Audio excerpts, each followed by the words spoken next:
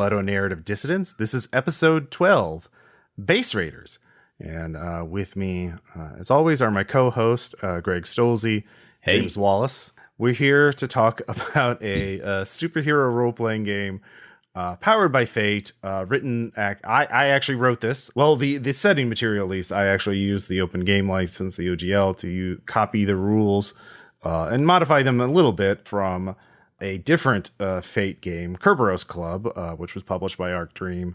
Game came out in 2014. I like my game, but I think it's an interesting contrast in some ways to Unknown Armies and Extraordinary Adventures of Baron Munchausen, because this was self-published and financed entirely through Kickstarter, and it is almost entirely a one-person game. Did the writing and the layout and the art direction and the marketing. And that shows in both positive and negative ways. Mm-hmm. And so, yeah, I'll preface this by saying, Ross, you're great, and I hope we're still friends at the end of this. Yep. And this is... Mm-hmm. I'm probably not going to say anything too scathing, but this would not be the first superhero game I picked up and ran. And, to be fair, the first superhero game I would pick up and run would be one of the ones I wrote because I know them very well. Yeah. And I think that if you are really used to Fate and can navigate Fate points aspects and its assorted mechanisms seamlessly and intuitively, this might be super great and fun. Mm-hmm. But I'm reading it and I'm like, oh, this is... Okay, the Fate stuff. I think I know how Fate stuff works. I think I know how this Fate stuff works.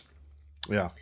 But a lot of it was not pellucidly clear to me. It is a very dense implementation of Fate.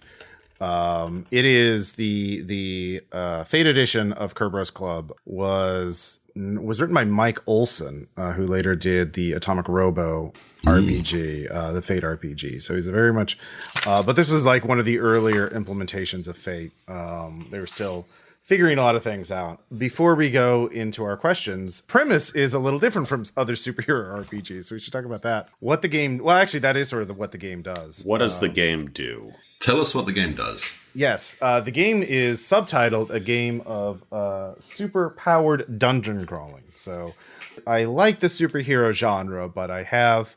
Base Raiders is my critique in what I would do with superheroes in general. One, I feel like dungeon crawling is a really interesting environment for role-playing games. It doesn't take much for you to realize that there are a lot of dungeons in the superhero genre, but they call them layers and bases and fortresses of solitude. But you can take those tropes of Batman's caves and the Fortress of Solitude and all these other places where the heroes and villains lair and make them into dungeons. But the idea in Base Raiders is that there's some cosmic event, some sort of secret war, although in the setting of the game, it's called Ragnarok, and all the heroes and villains disappear and nobody knows what happens from them. And this was published before Ragnarok would cause, before the use of the word Ragnarok in a superhero context would cause issues with copyright. Lawyers. Yeah. You couldn't play that shit today. Yeah. To be fair, there's a bit of prior art for the term Ragnarok, I think. just a little. Just a little. Here and there. And so the heroes and villains disappear, but they leave their stuff behind. Their bat caves and, various underground secret laboratories and whatnot. After a year or so, normal people start stumbling on them or finding them, because only the really powerful people disappear. The unpowered sidekicks, henchmen and whatnot were left behind, and some of them knew where the bodies or the bases were buried. Some of them, grab the Batmobile and take it for a spin. Some of them take the super soldier drugs and put them on the black market or reverse engineer the formulas and upload them to the internet. So the idea is that a base raider in the context of the game is a person who has given themselves superpower. They sought them out, got themselves powered up, and now they go on base raiding to finance their own activities, and they're good and bad. Some of them are like, we need to shut these places down before something really disastrous gets out. Some are like, well, we can get power, so now we can do good in the world. Or some are like, hell, this is really valuable stuff. Their base raiding is a criminal activity, so they're all criminals, so they're operating outside the law. Base rating is my retirement account. Yeah, exactly. If I don't raid this base, my kids don't go to college. Yeah, exactly. Or I can find a cure for the person or for the disease that I have, or I can walk again, or there's this, and this is sort of my critique of superheroes, is the idea that only chosen people by accident, or by fate or destiny, are given superpowers, and they're the only heroes. If you want superpowers in a comic book, usually you're almost always the bad guy. You're misguided or you're evil for wanting superpowers. Yeah.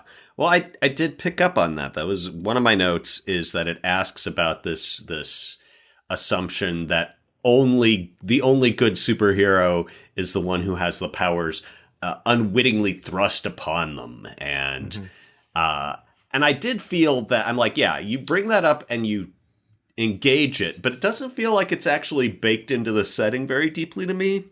I felt the same. I didn't really ding with me. I mean, I love what you're saying, and that thing about having heroes powers thrust upon you. That's one of the early steps of the hero's journey. I apologize for invoking the hero's journey, but it is useful. But the refusal of the call to action, the hero who doesn't want the powers, and we see Superman from time to time going no to I just want to be normal, and it's a recurrent trope. And obviously, if you've wanted the powers in the first place, that's a harder trope to play.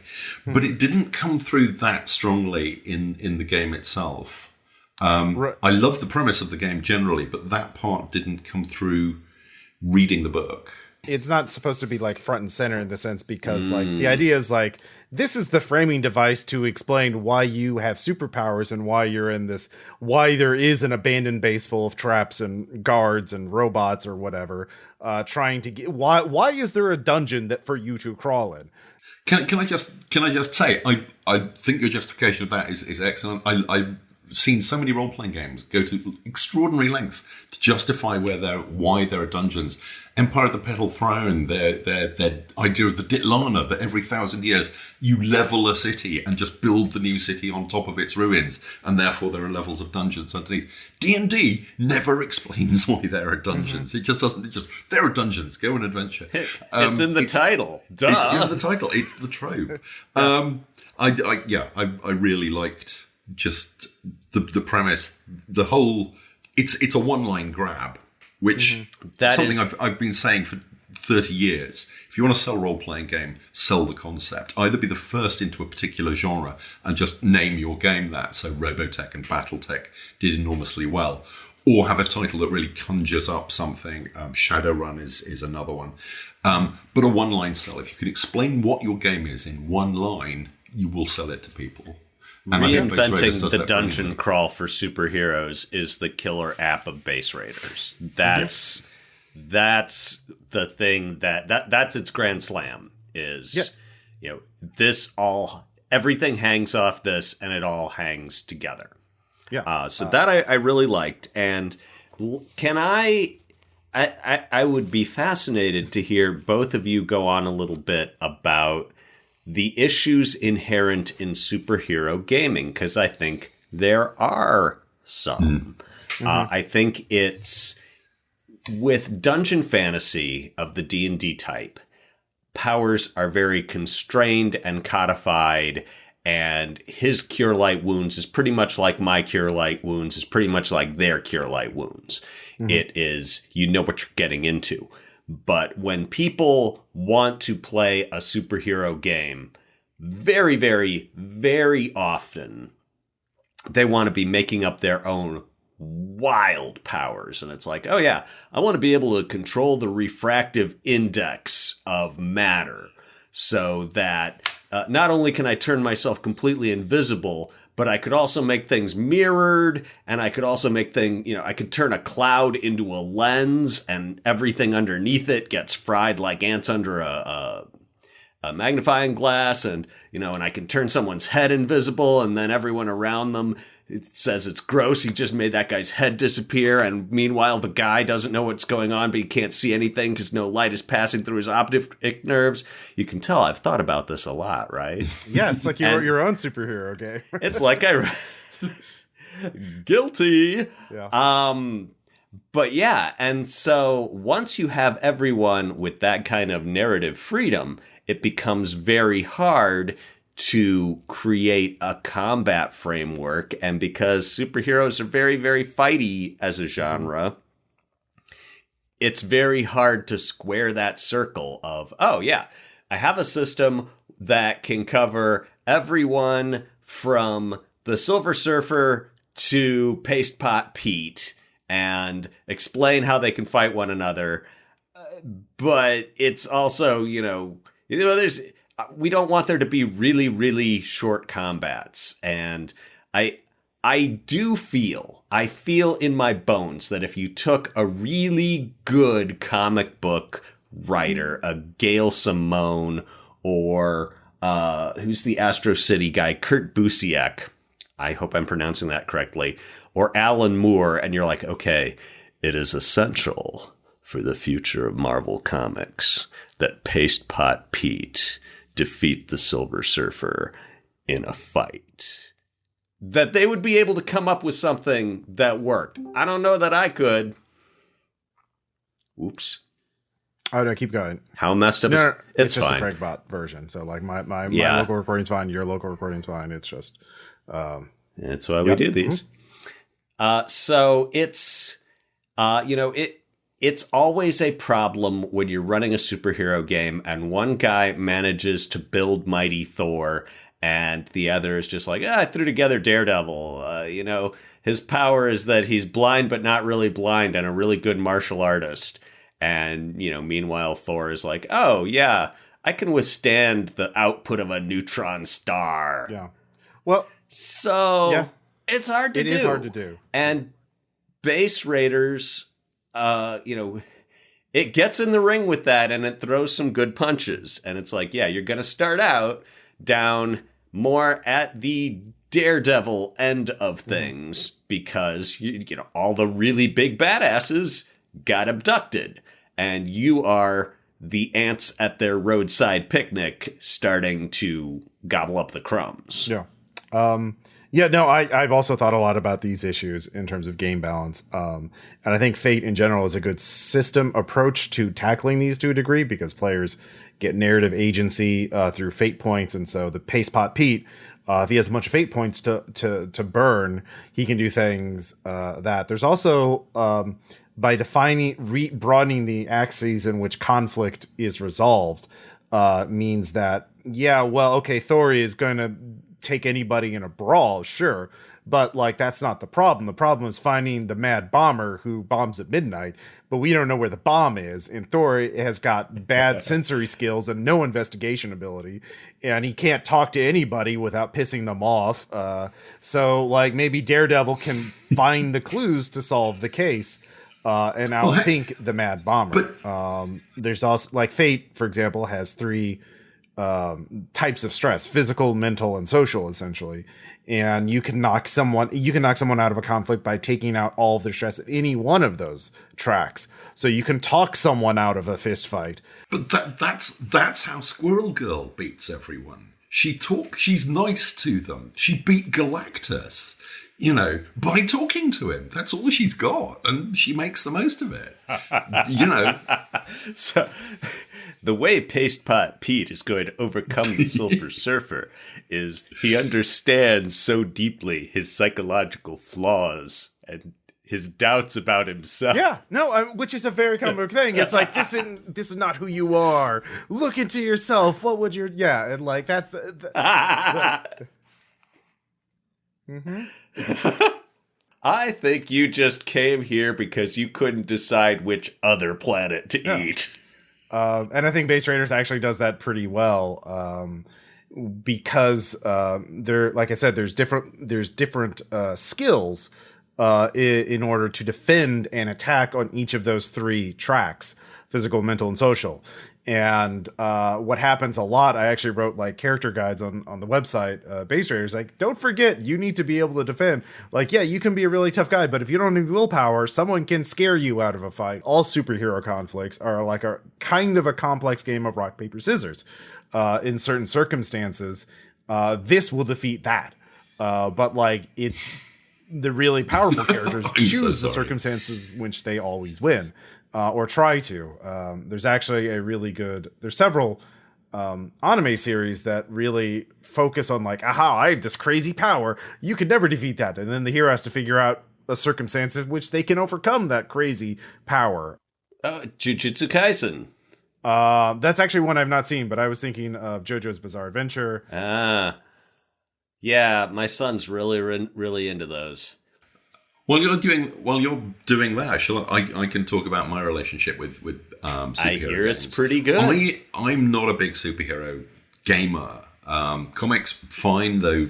I have to admit, I'm getting slightly tired of the trope these days. I think it's kind of gone as far as it can. But in terms of games, the only one I've really played in any depth, and this was a long time ago, was second edition Villains and Vigilantes from FGU, designed by Jeff D and someone else I can't remember. Can I just interrupt and say I could listen to James say Villains and Vigilantes over and over for like an hour. Just loop that a few times.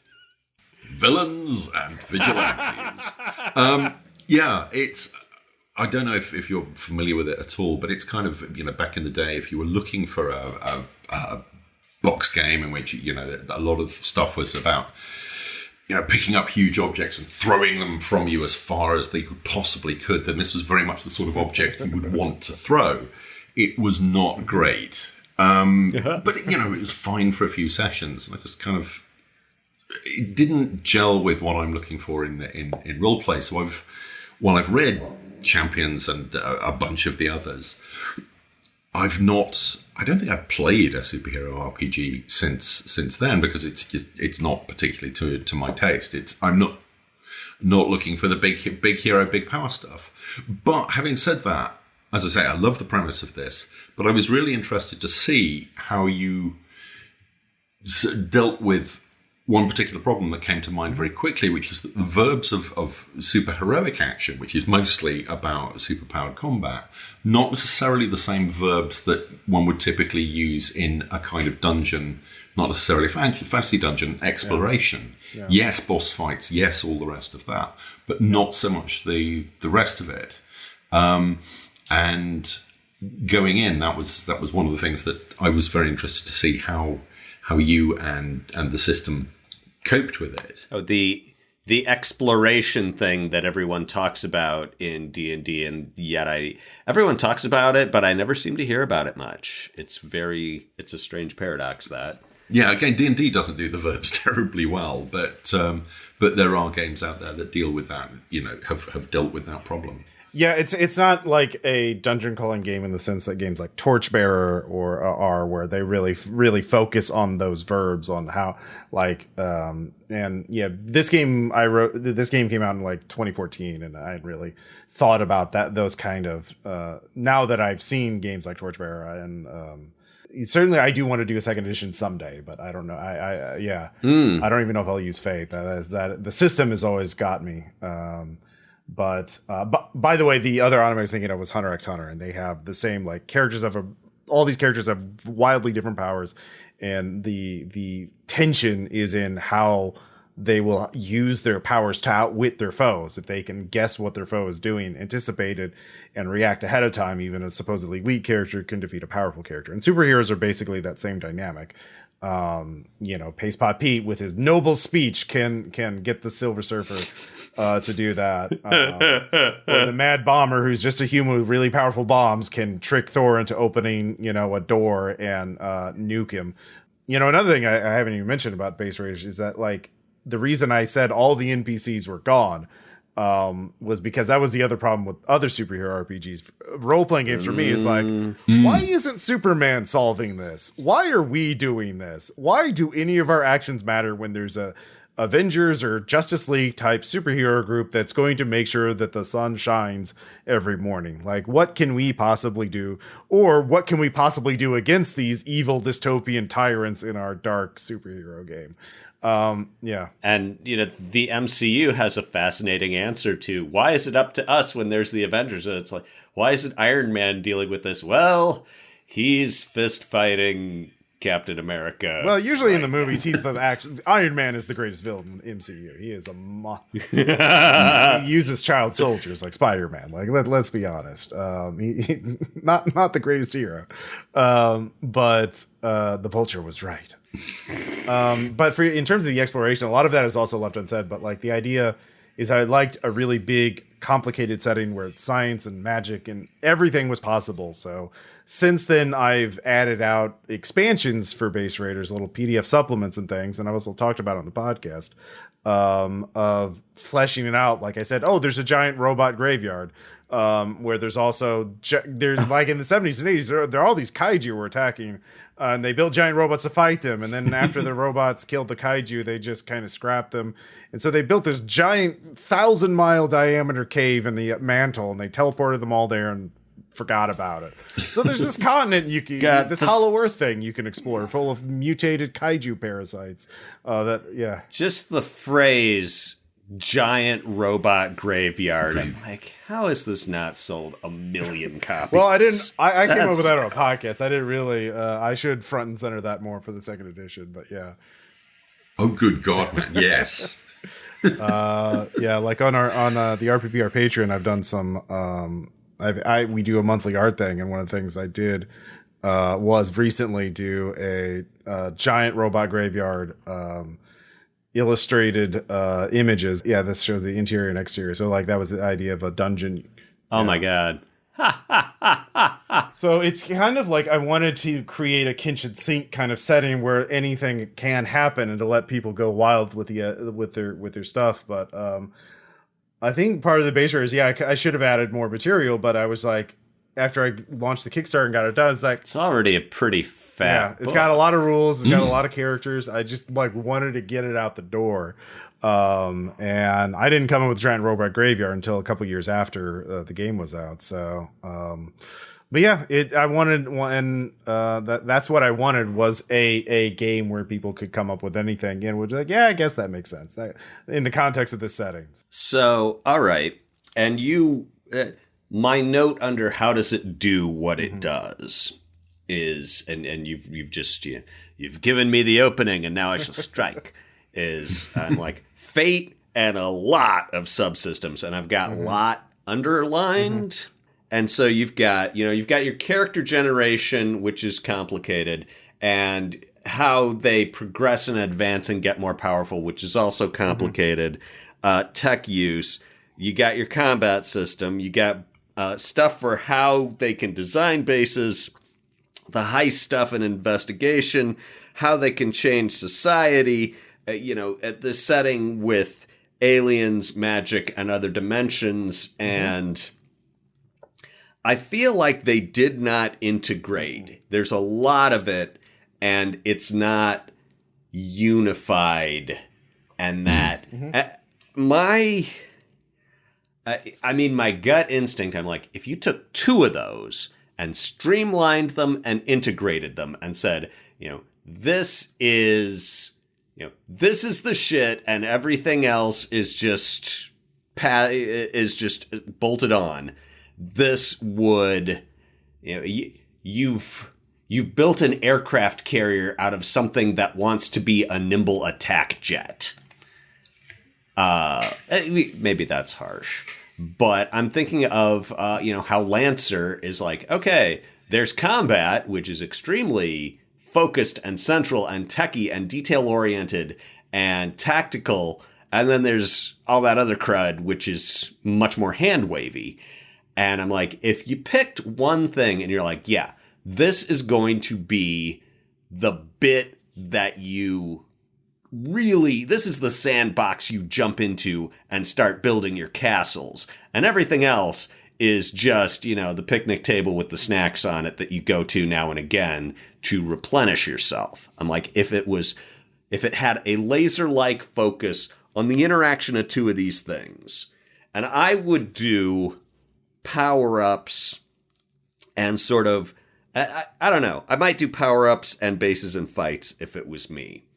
I did like the system for, this is how you impact society. And I'm like, wow, actually, that reminds me a lot of what I did in Unknown Armies 3, only this is several years before that.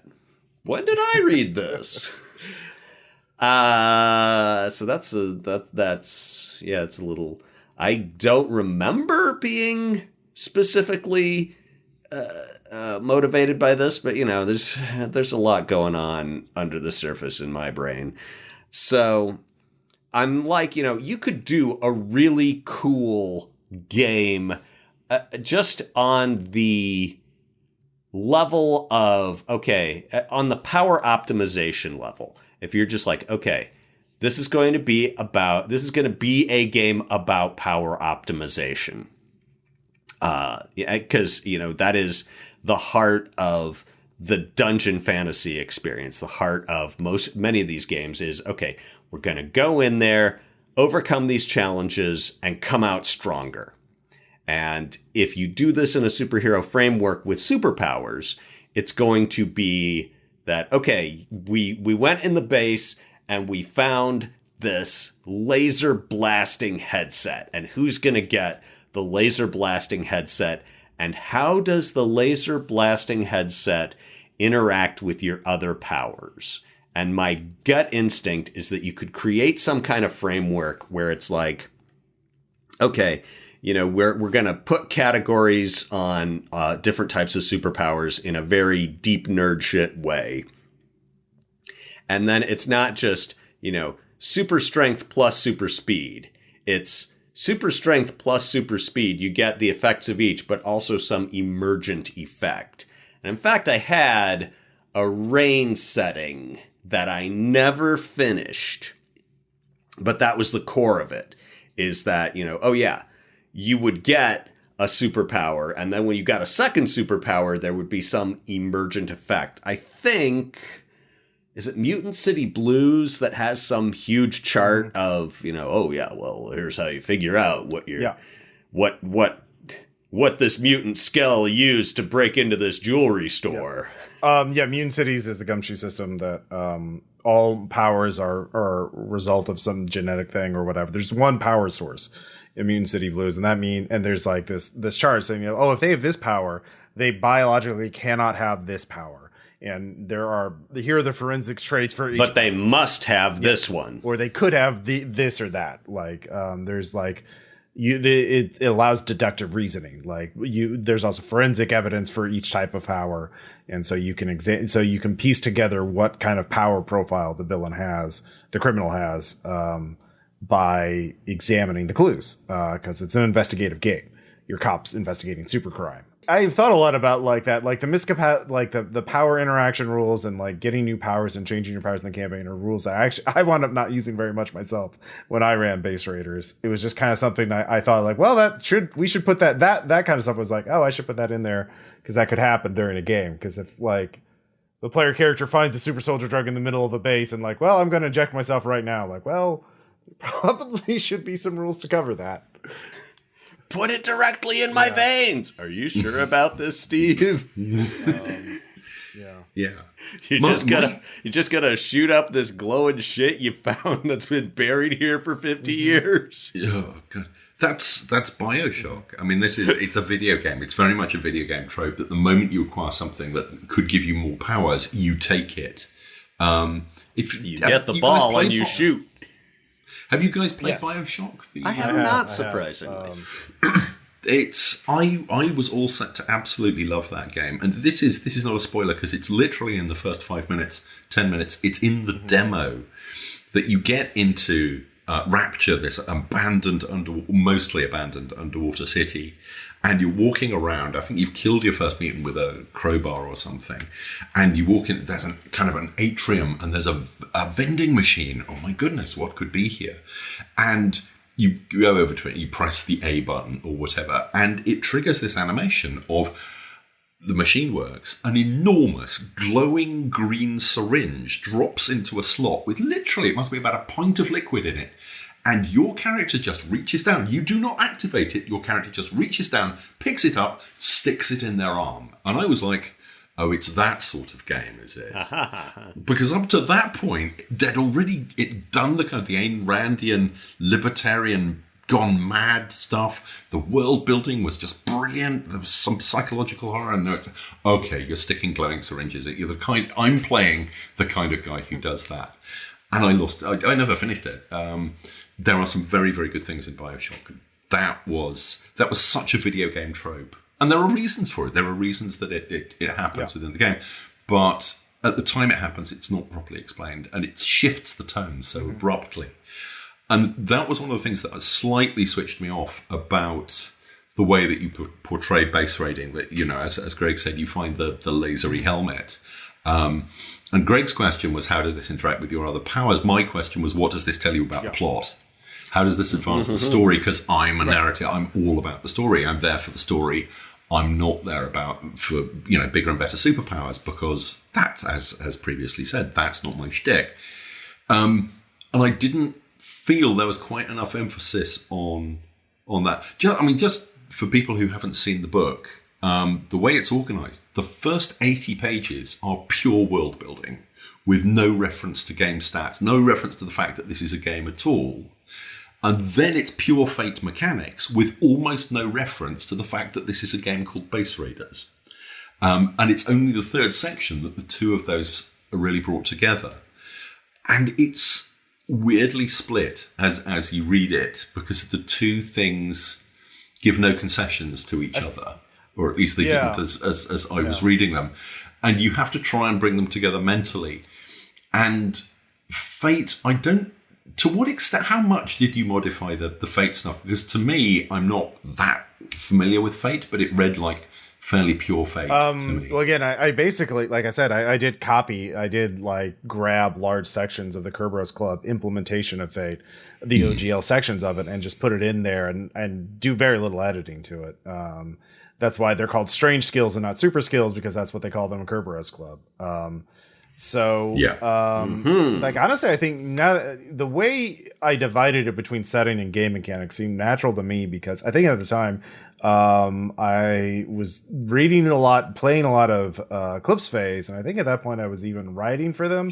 And Eclipse Phase, they do the same thing of like, here is a lot of setting information, then here's how to do the character stuff, and then there's some more stuff that actually synergizes between the two. But they do a lot of setting stuff because it's a very complex setting and you need to understand a lot of stuff before you pick up the dice. And I think a lot of older RPGs, actually one of the influences would be the Palladium system Rifts, because Rifts, I hate the rules for it, but I do like a kitchen sink setting, as I call it, where anything's possible. Do whatever kind of scenario you want, because it's magic, cyborgs, aliens, it's all there. Why not? I think a lot of older games they do setting and then game mechanics, or they divide the setting and the mechanics. Yeah, that was very much Eon Trinity too. Yeah, I think a lot of World of Darkness, White Wolf games did that to a degree, which also I used to play. So I think it's only recently that you've seen more integrating the setting and the mechanics. I don't know. That's an interesting question. The how do you treat setting and mechanics inside of It's. I don't think there's a right answer. I don't have a holy grail for this. Obviously the early stuff like D&D, it's all mechanics. There's D&D certainly there's almost no mention of setting at all. RuneQuest, it kind of comes in through the mechanics and the monsters and stuff. At least the early editions. And if you want anything that approaches real background, you have to get the supplements. I think another thing is like I as part of the Kickstarter, I put in conversion guides that I put up on the website to run Base Raiders and other superhero games. For me, the mechanics were just like, I wanted to sell a standalone game. That's why I didn't use Savage Worlds or anything like that, because I did not want to publish a setting book. I wanted to publish a full game. And I chose Kerberos Club primarily because it was a full superpowered system that was OGL.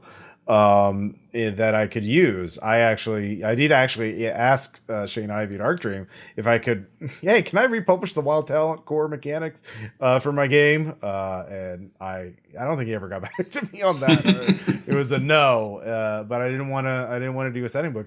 But a soft no. A soft no. Yeah. Shane's a great guy. Like, we're still friends. I wanted a superpower. For me, the system, the mechanics, I just wanted an RPG with full superpower creation rules. That was my core requirement, because I wanted players to make like complex, weird superpowers, because I thought that was part of the fun of it. Was making, and players of this game have surprised me with all kinds of characters. I recently ran a one shot of it where one of the players, part of his powers are just like this psychic capybara that hangs out with him. So they're like an amazing duo. And he's got like a computer AI cybernetic chip in his head.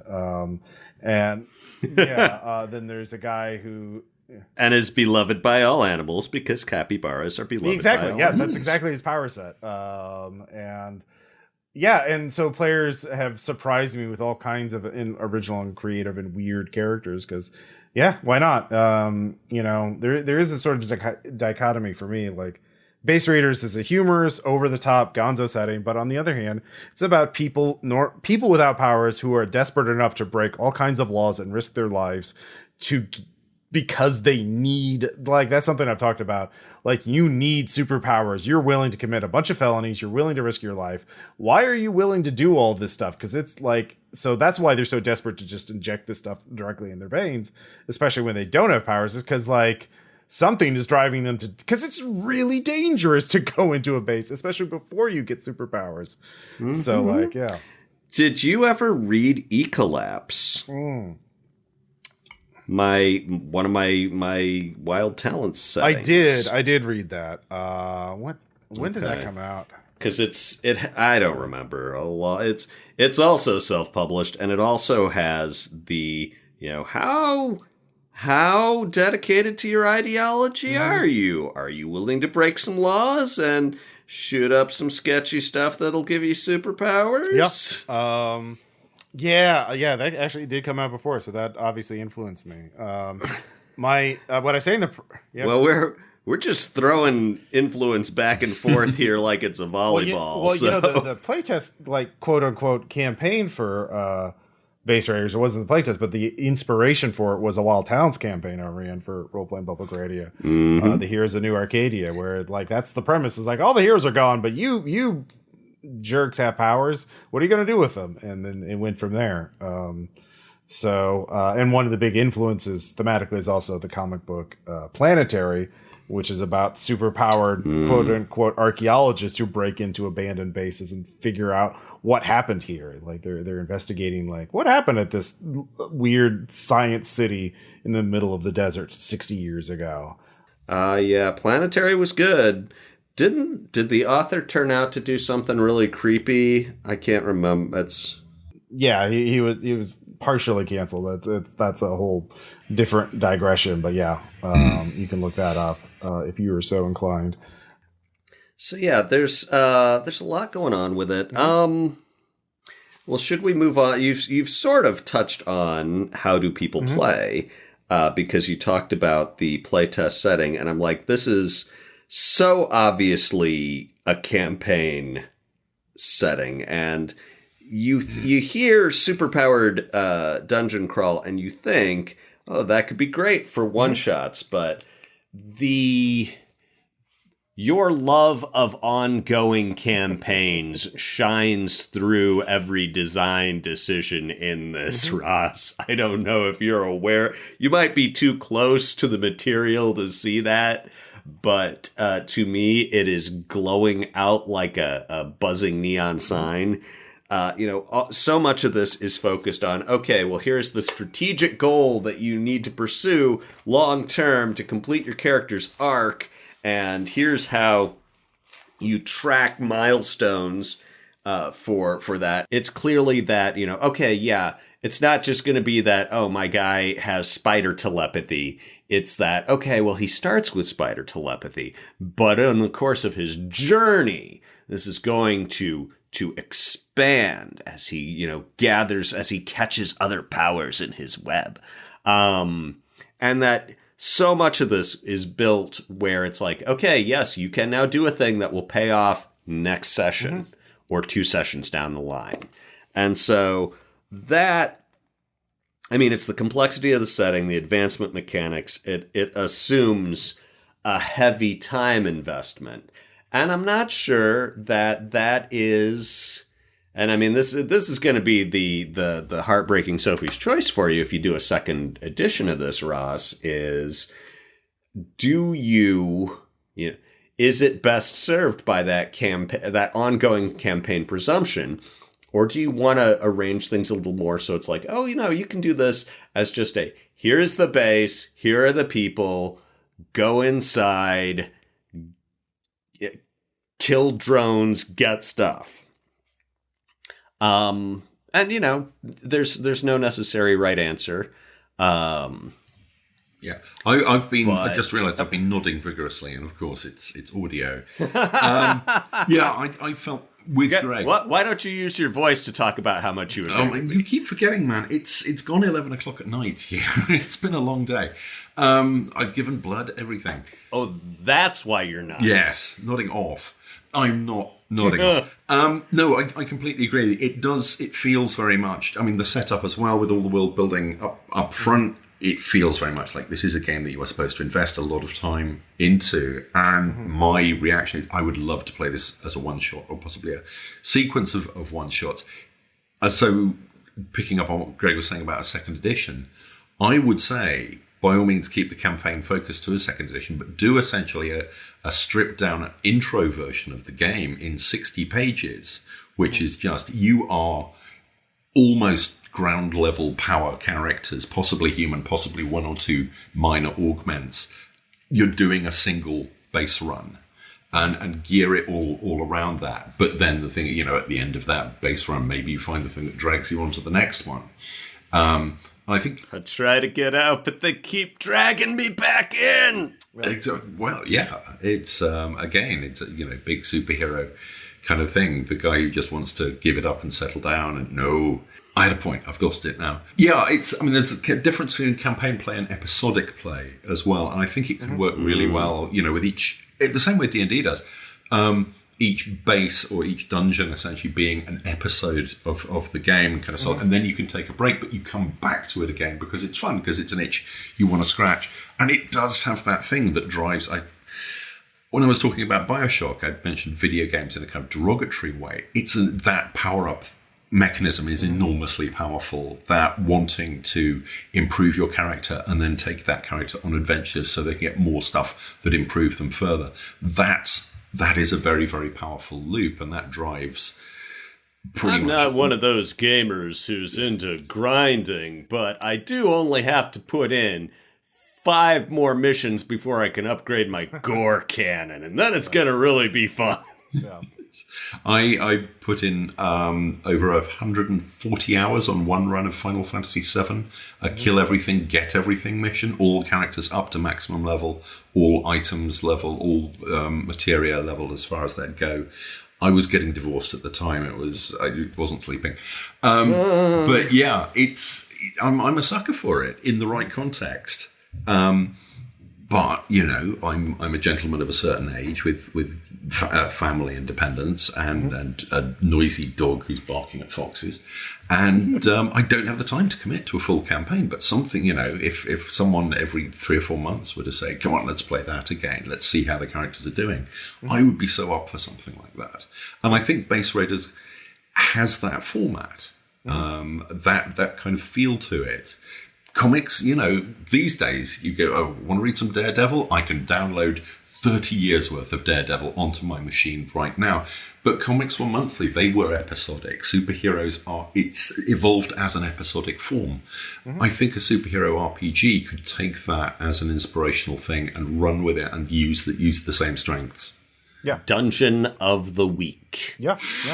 I mean, I actually have done a lot of campaigns. It's a very long campaign, like 30 episodes or so, and quite a few one-shots over the years of Base Raiders, including for my patrons on the RPPR Patreon. In fact, it has become sort of episodic that players have reused their characters and referenced past one-shots on the Patreon, and that was also it became sort of I've done episodic RPPR campaigns, and to support one-shots. the campaign advancement stuff you just don't use. It is more stripped down. You can just ignore some of those mechanics for one shots in terms of like, here is a problem. How do your character solve it? Okay, well that's what happens then. There are a lot of pre-generated characters. Like in the book, there's like 6 playable characters and like 4 villains.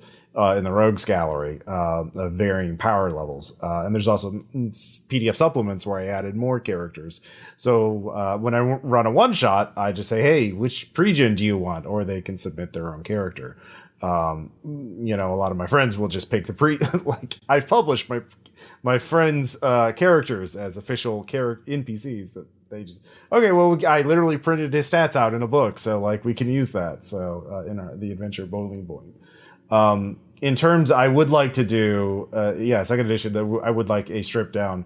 I did a one-shot where I toyed with these mechanics for origin stories. And the idea is like, you all are normal humans, and you all work together to find a base, and you've broken into it. And now we're going to wander around, and whatever you find and how you choose to use that stuff is going to be what your characters get in terms of superpowers. So, where that the whole adventure is them discovering, and there's some other problem as well. Like there's a reason why they're breaking in the base. We got to save our town from the evil real estate developer. So yeah, in terms of one shots, I would like to have more explicit stripped down versions where character creation. Like the thing about me for superhero RPGs, I want like a complex, robust system to make really cool, interesting superpowers. But on the other hand, I don't know how to do that in a way that's not time consuming. Like I haven't seen Wild Talents is a great system, but it's a lot of work. Means a Mastermind, a lot of work. Champions, oh boy. Hero, oh no, yeah. No. I feel like people talk like most people. The most common criticism for base raiders is the power creation system with the flow chart with the trappings chart and whatnot. And again, that's Mike Olson's creation from Kerberos Club.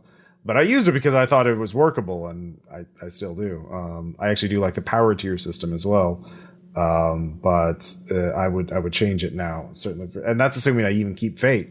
I might change it to something like, I've actually thought about how to do superpowers in the red market system, since I've played enough of that, and I know the author, so I can get a real sweetheart deal on licensing.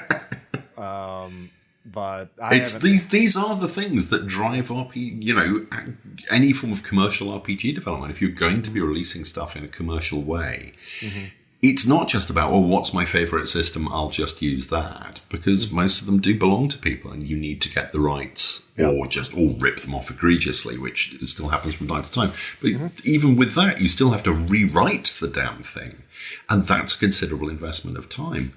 And the best superhero systems are the ones that have evolved over multiple editions. And Hero, I don't know what Hero's up to, I don't know what Champions is up to, but it's a type of play that needs huge amounts of balancing. Otherwise you get the problem that Craig was talking about at the start, where one guy has spent 3 days min-maxing their character, and has got all the tropes, and one player is just kind of, I just want to do this one thing quite well, and I think that'd be kind of fun. It is a difficult genre to get right in terms of balance and tone above all. If you found a solution that works, and Fate does seem to work for this, there's got to be a good reason for moving away. Well, and I will, you said if you want this to be a commercial success or a commercial proposition, and my answer for, the fourth question is, why do people play it that way? And this is where I kind of stuffed in my observations that this is self-published, and it has self-published disease, where you did not have someone saying, this book can only be this long, and it can only be this complicated. And you did not have someone telling you no on anything. And you didn't have anyone looking for uses of the future conditional tense. Definitely not. Yep. Yeah. Your column balance is good, though. Thank you. I got someone to do a template for me, and then I laid out the book myself. I have briefly footnote. I have a query about your font choice because that looks it's not the same font as the AD&D books, but it's very similar to it. Was that a conscious choice? I can look it up. Weirdly, no, I still have the files. I think it's a Futura, but I could be wrong. Yeah. Well, what I was going to say, the other half, because there's a downside to being the bold, solitary visionary in his garret, who is like, I will be a complete control freak about this and absolutely, unswervingly not deviate from my creative vision. And there are problems with that, but at the same time, it's glorious, and it is, this fuck you, I'm gonna do it my way, do it yourself punk aesthetic attitude is, it's refreshing in an era when everything is, either Disney or D&D. Yep. And I enjoy Disney. I have nothing against D&D except that I want some things to not be it. To answer your question, James, the main font is Futura.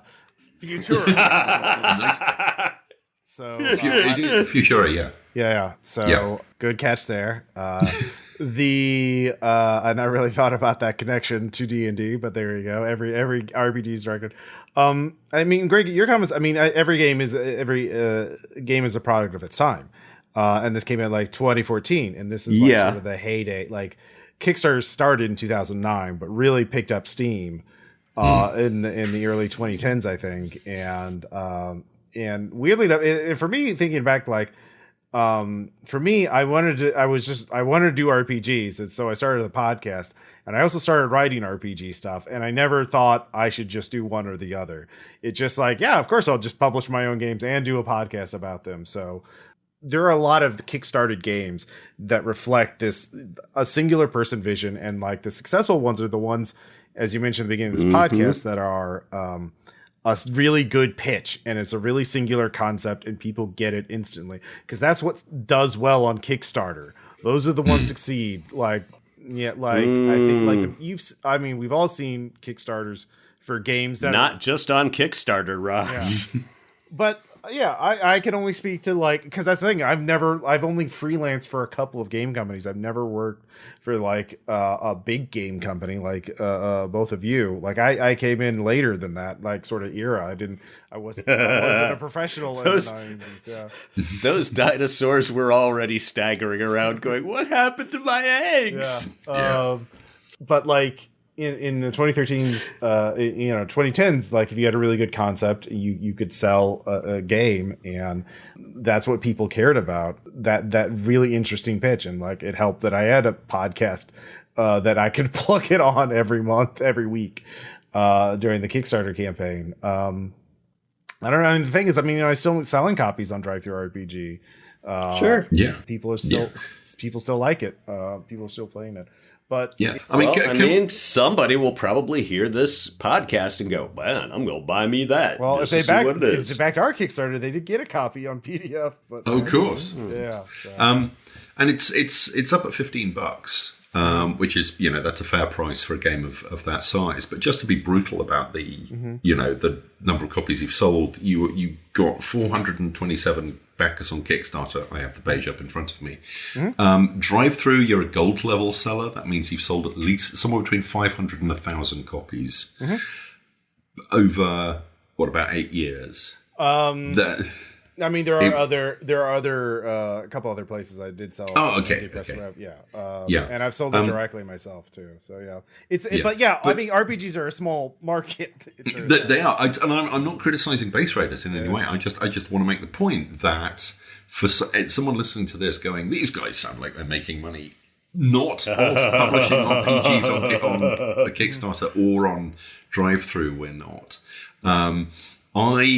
I did pretty well I had a deal of the day on DriveThru last month, and that made me an extra $500. But typically I make $50 or $60 on DriveThru a month, and that's off Baron Munchausen and Las Vegas.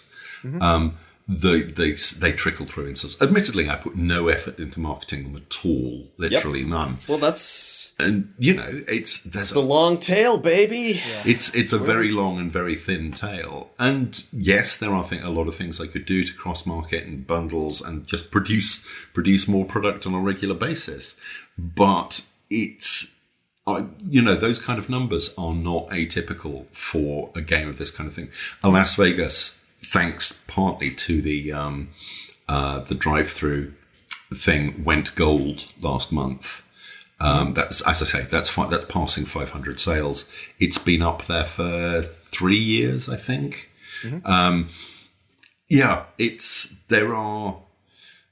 It's real. Don't give up the day job territory. It is if you have a vision, if you have a singular vision for a game you really want to produce. I would never say don't produce it, but do not produce it thinking it's going to make you in any way rich or even earn you a living.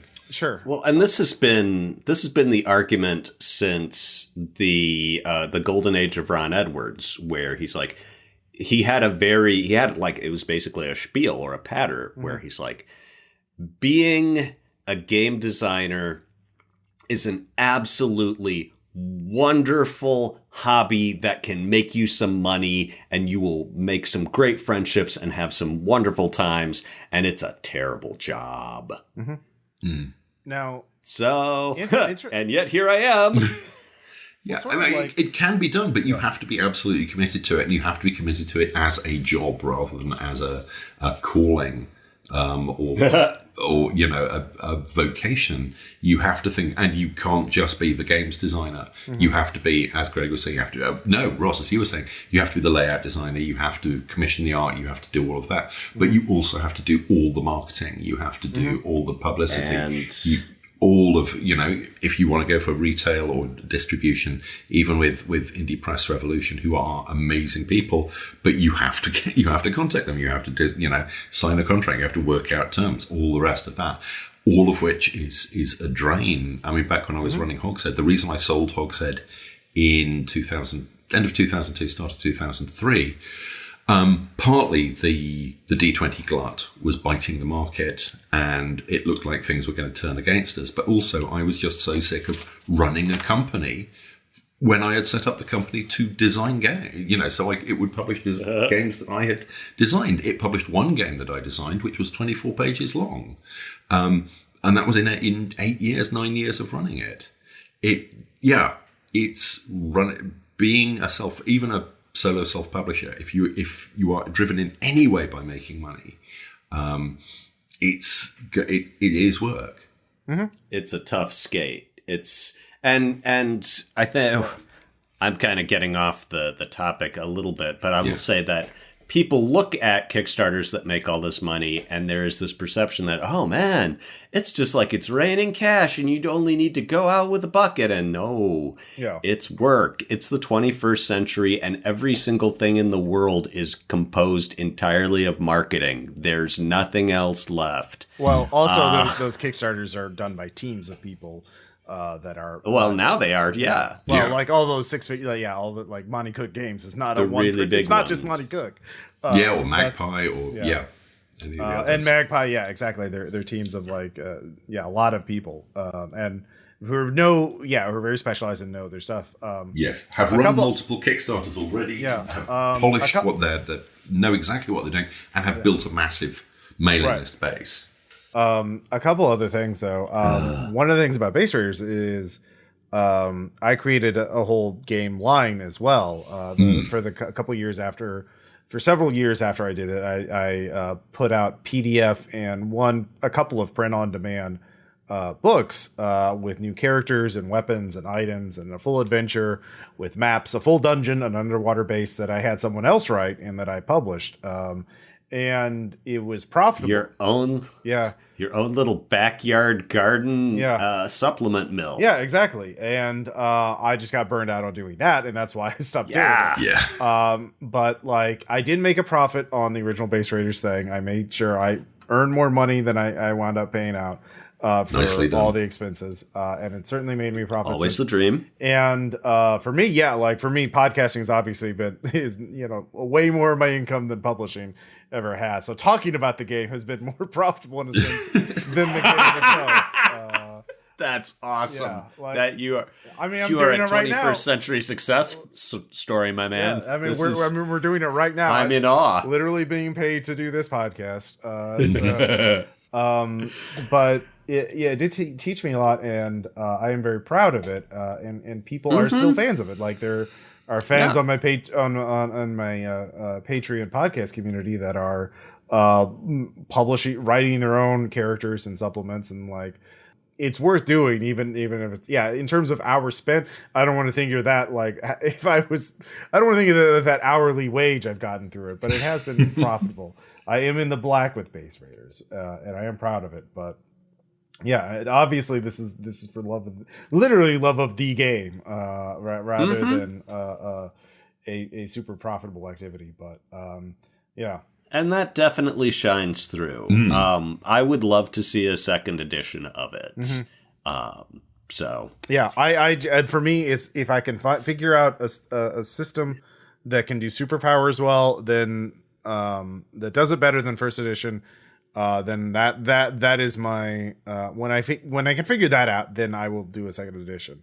Of course, I'm going to be the siren on the rocks here saying, why don't you just make up your own system? Why don't you just tailor one to fit it perfectly? Yeah, well, that's sort of the problem. That's a lot of work. I haven't even, if someday if I'm in the shower and be like, wait, that's how I do superpowers, then I'll do that.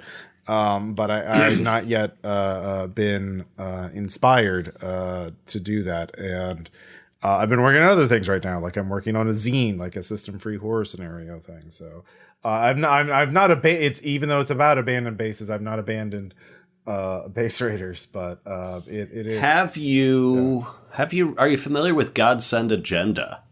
Godsend Agenda? No. Godsend Agenda from Capera Publishing. Base Raiders gave me some vibes in positive ways. I'm like, these have a similar kind of appeal and have that. This is not just a marketing grab for your cash. This is something that came from the heart. They have that same kind of sincere vibe. So I don't know. It's just it's not something where I can make a giant impressive point, but if you don't know Jerry, you should get to know Jerry. You guys could bond over your time in the superhero trenches. Yeah. No, I'm looking at it now. It looks interesting. Yeah.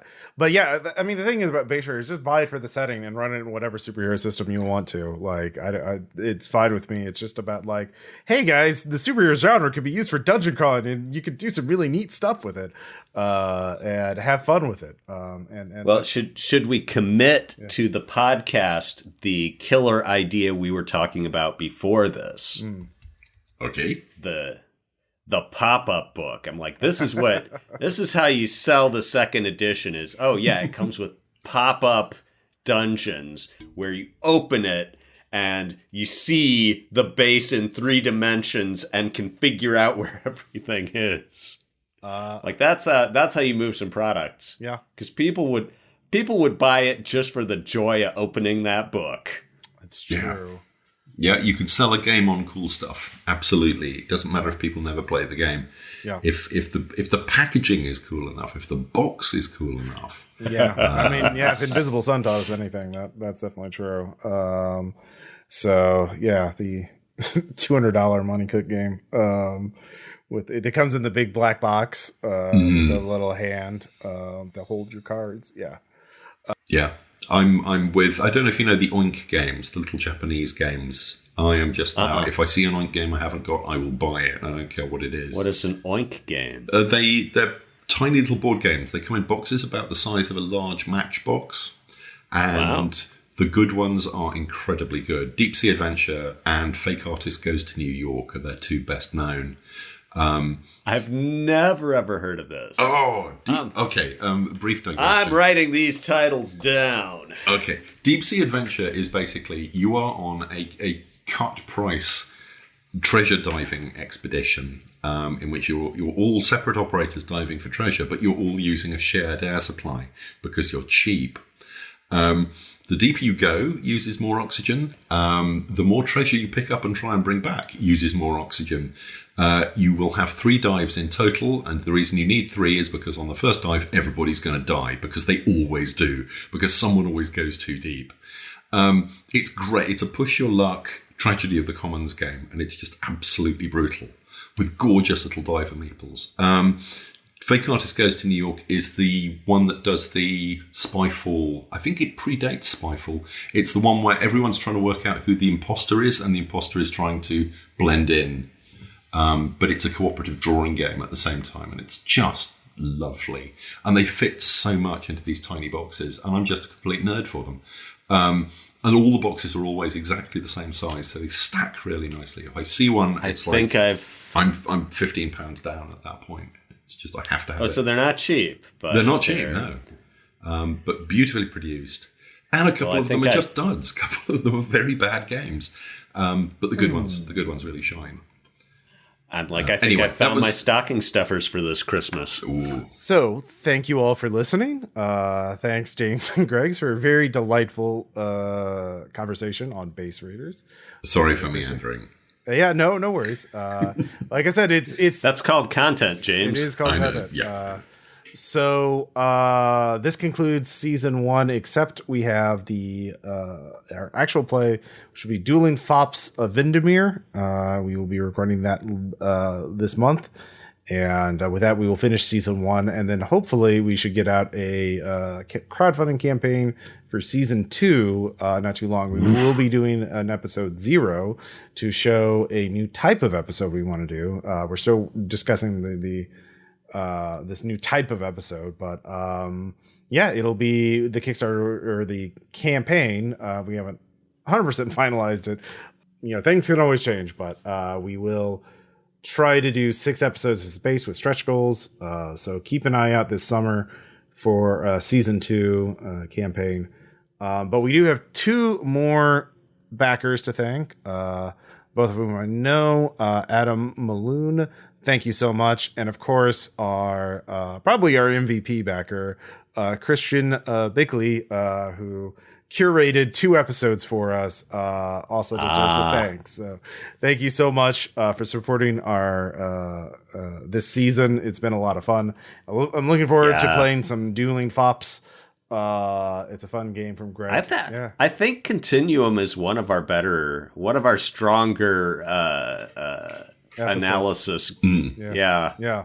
Thank you for the opportunity to revisit Outlaws of the Water Margin as well, which for me was a really delightful and charming piece of dredging stuff up from the memory bank. I found my hard copy of it, which it's in a binder, clearing out my my study where it must have lain for 10 years, which is how long we've been in this house.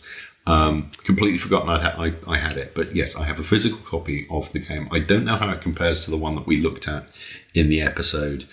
If I'm very bored one evening, I'll compare the 2 and report back. Yeah, well, if they ever try and publish a new edition of it, we'll be able to investigate that too.